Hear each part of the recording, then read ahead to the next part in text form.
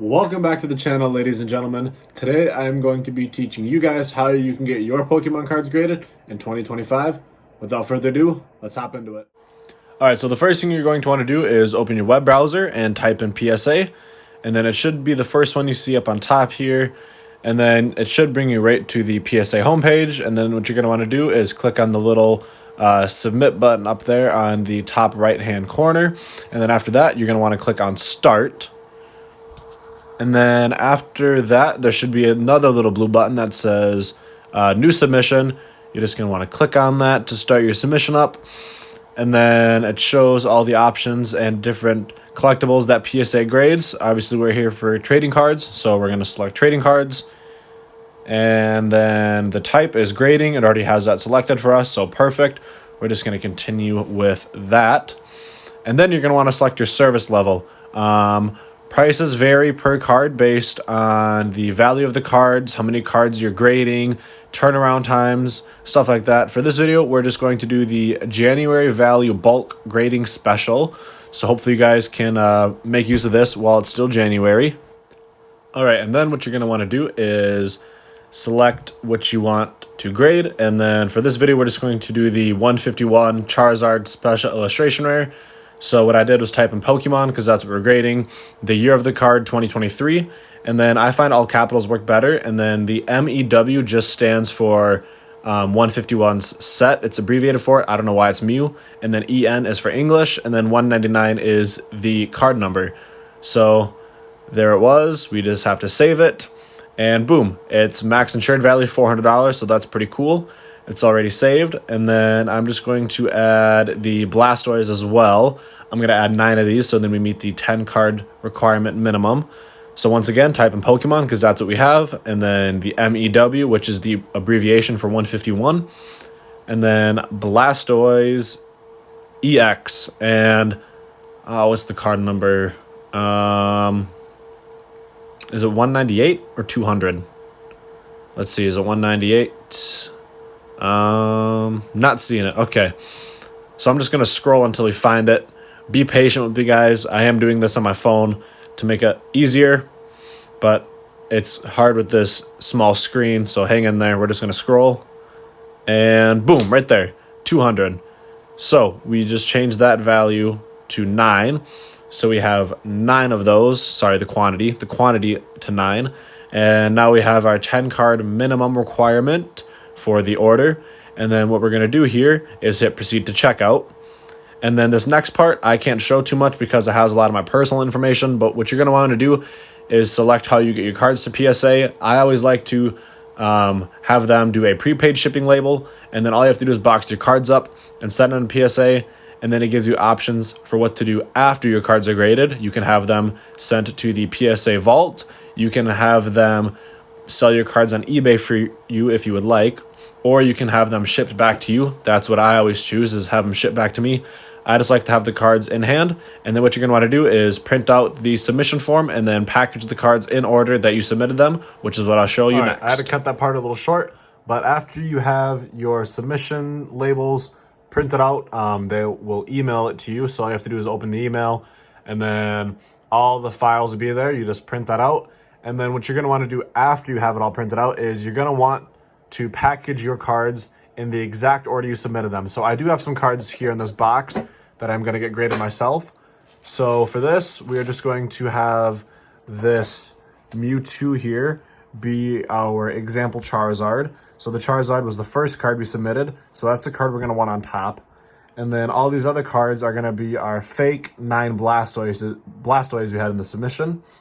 So just make sure that the Charizard is on the top, or whatever card you guys choose to grade, whatever card you guys entered in on PSA's website first, you're going to want to make sure that is the very top card, and then just go through and stack them that specific way. And then before I get to this part, I'm going to show you guys exactly what I do with all my cards to get them ready for grading. All right, so once you're done with all that, what you're going to want to do is get your cards out, and today Wartortle is going to be our test monkey and our example. He is going to help us today demonstrate on what to do and what I like to do for the process of getting my cards cleaned and ready to go. So first off, the thing I notice a lot of newer collectors missing out on is centering, or maybe they just don't quite understand it. So the centering is basically how thick or thin the edges of the card are.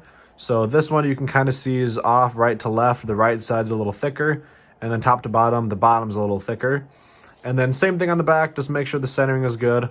The centering right to left actually looks good on here.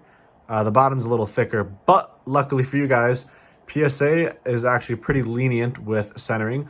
So they will let any of the centering, left, right, top to bottom, on the front of the card be off 60-40. So you have a bit of room there to wiggle. And then on the back of the card, they're actually even more lenient, and they offer 70 to 30%, and you can still get a 10 on it. So once you have your cards picked out that you want to get graded, the first thing I like to do is take a nice microfiber cloth, something you would use on glasses, or a screen works perfectly. I actually got a big pack of these on Amazon, but these are just what I like to use. So what I like to do is go over the card and wipe it off. Make sure there's no dust particles or smudges or any kind of residue on the card. Get it all wiped off. And then do the same thing here on the back. You just want to make sure there's no greasy fingerprints or maybe even dust particles or who knows, whatever might be on your cards. But just wipe that off. That's the first thing I like to do. And then the next step, what you're going to want to do is obviously put your card in a penny sleeve. Personally, I don't think the sleeve matters too much. You can use whatever kind of sleeves you want. I would not recommend the perfect fit sleeves. Those are kind of hard to get the cards out of, and you want to make it as easy on the grader as possible.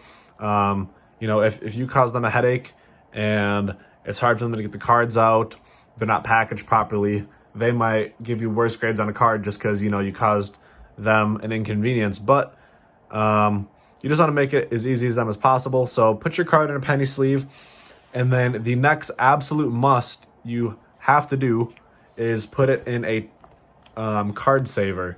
You do not want to put your cards in a top loader.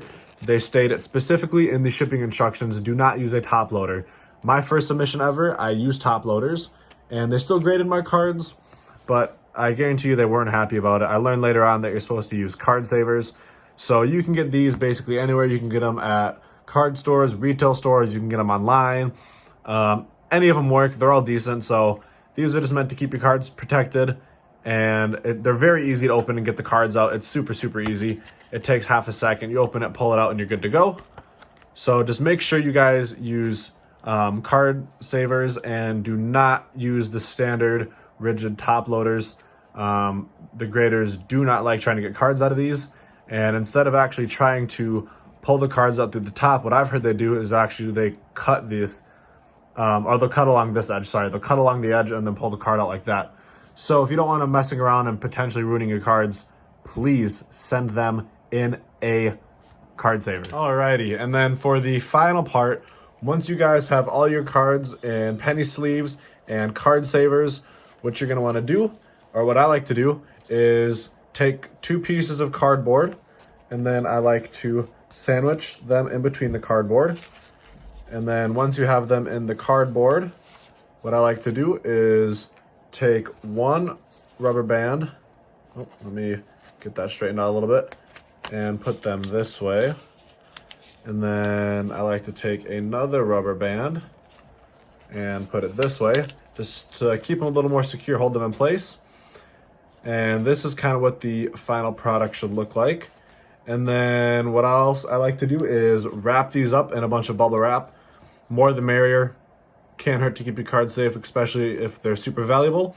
And then all you have to do is put them in a box, slap your shipping label on it, and send it off to PSA. Thank you guys for watching. If you did find this video helpful, or if you like the content, please make sure you like and subscribe, smash those buttons.